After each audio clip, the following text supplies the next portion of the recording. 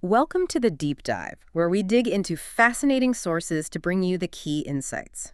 Today, we're tackling something often seen in a negative light: solitude.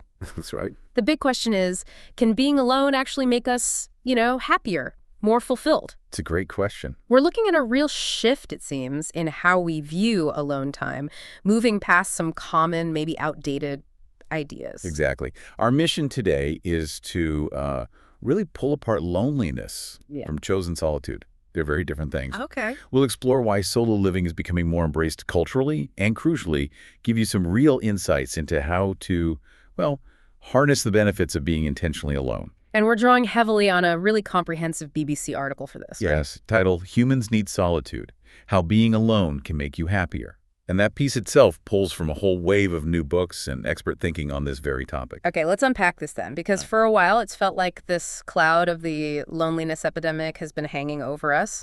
That term got huge, didn't it? Popularized back in 2023 by the U.S. Surgeon General at the time, Vivek Murthy. It really did. And the pandemic, of course, just threw gasoline on that fire.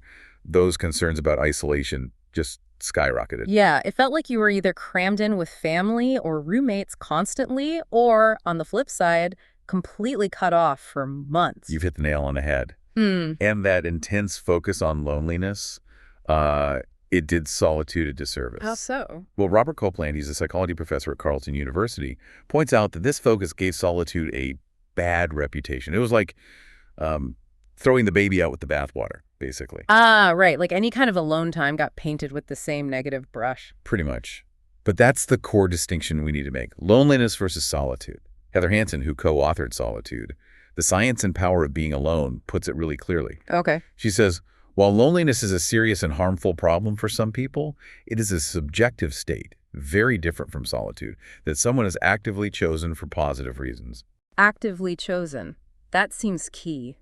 Loneliness feels imposed. Solitude feels embraced. That's a great way to put it. And, Emma Gannon, who wrote the novel Table for One, suggests those pandemic extremes actually, weirdly, prepared us for this conversation. How do you mean? By experiencing those extremes, too much togetherness or too much isolation, we were sort of forced to think more carefully about what being alone really means and what we actually need. I see. So it paved the way for a more nuanced view. Exactly.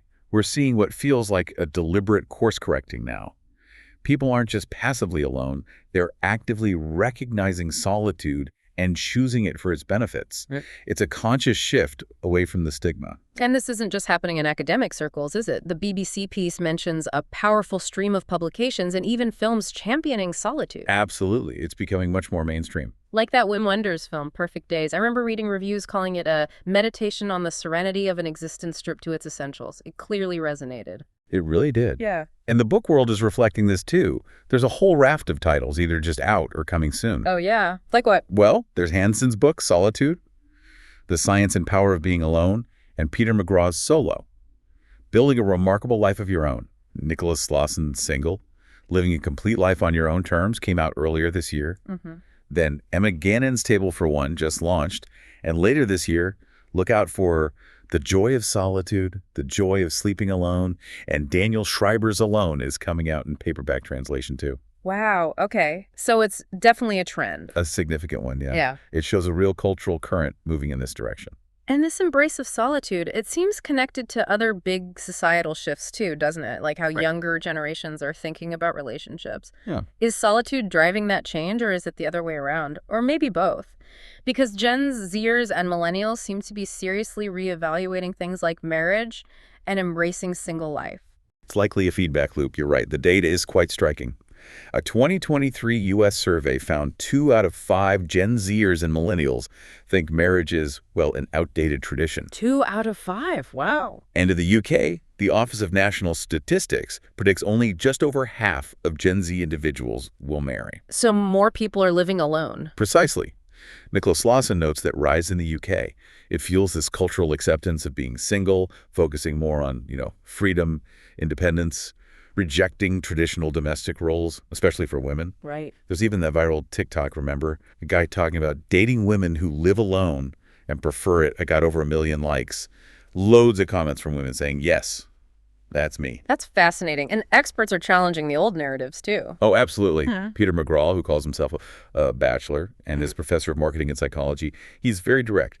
He says the whole rom-com Jane Austen message that you need a partner for fulfillment simply isn't backed by data. Really? What about the happiness boost people talk about around marriage? He points to studies showing that, yeah, there might be a spike, but longitudinally, it doesn't necessarily last. And Daniel Schreiber adds that society is starting to get it now. Romantic love is not the only model to live by. There are other valid ways to build a fulfilling life. It's interesting, though, this focus on being alone. It isn't entirely new, is it? You see echoes of it in art history. Oh, absolutely. It has deep roots. Think about Caspar David Friedrich, the German romantic painter. His Wanderer Above the Sea of Fog from, around 1817? Yeah, the figure looking out over the mountains. Exactly. It's this powerful image of sublime, individual contemplation in nature, pure solitude. And more recently.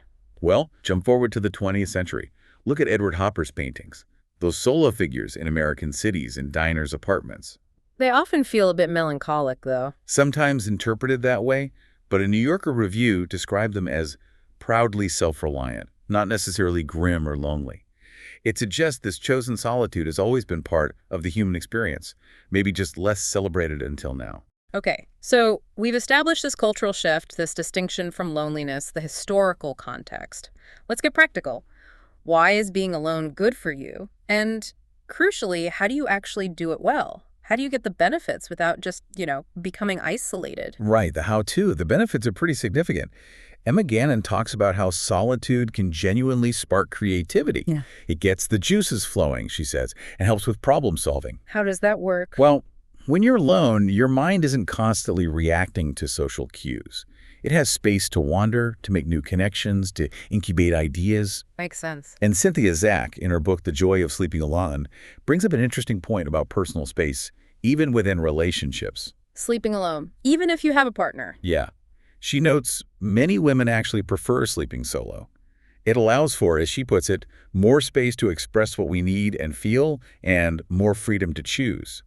It highlights that even small pockets of personal space can be a valuable form of solitude. That's a really interesting take. Okay, so we see the why. What about the how? How do we actively engage in this beneficial solitude? It sounds like it's more than just not being around people. Exactly. It's about being alone well. And the experts offer some clear guidance. First, and this is vital, find a healthy balance. Right. It's not about becoming a hermit. Not at all. It's not about being alone 24/7. Robert Copeland emphasizes this. Humans do need social interaction, but I would also say that humans need solitude. It's finding the right balance that is the key to happiness and well-being. And that balance is personal, presumably. Totally personal. Yeah. Unique for everyone. You have to figure out your own sweet spot. Okay. What else? Second, it must be an active choice. Remember Heather Hansen? She describes solitude like a neutral blob of sculpting clay. It can be whatever we mold it into. If it's chosen, it's potential. If it's forced isolation, that's different, often negative. Think deciding you want a quiet night in versus being grounded. The agency changes everything. Got it. Choice is key. Then what? Third, use the time productively, or at least intentionally. Peter McGraw is great on this. He basically says steer clear of just, lying in bed, vaping, and ordering Uber Eats. Okay, so what should we do? He suggests things that thrive in solitude. Go for a deliberate walk or run, let your mind wander. Sit in a cafe and just people watch. Observe without engaging. Visit a museum. Really take it in at your own pace. Or even something simple like sitting in a bath listening to Vivaldi. The point is to actively engage your senses or your mind, not just passively exist alone. Turn passive alone time into active enrichment. I like that. Fourth, see it as a chance to really reconnect with yourself. Emma Gannon suggests treating it like an adventure.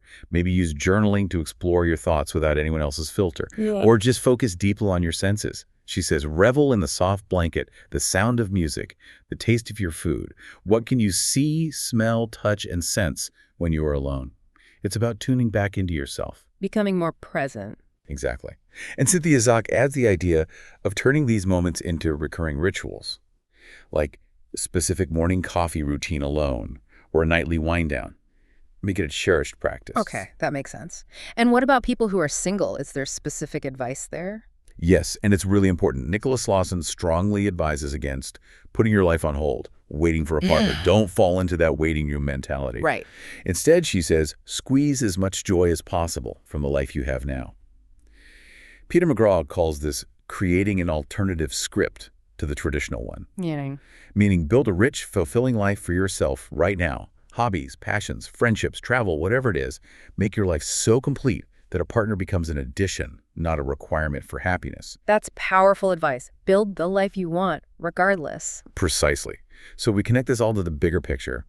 What really emerges is that choice and balance are everything. It's about intentionally weaving valuable, chosen solitude into your life as a tool for growth and well-being. What a fascinating journey today. We've really pulled apart loneliness and chosen solitude, showing that difference is crucial.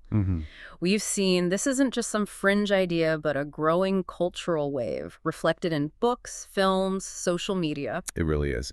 And we've explored how intentionally using that alone time can boost creativity, help solve problems, and just generally improve well-being by letting us reconnect with ourselves.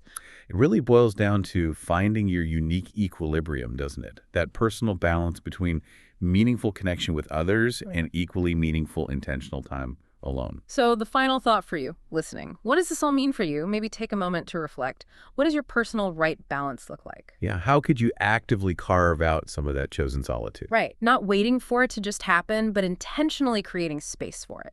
To maybe spark some creativity, do some self-reflection, or simply cultivate a bit more joy in your day. Hopefully this encourages you to see that solo time not as an absence, but as a really positive, powerful presence in your life. Something valuable waiting to be explored.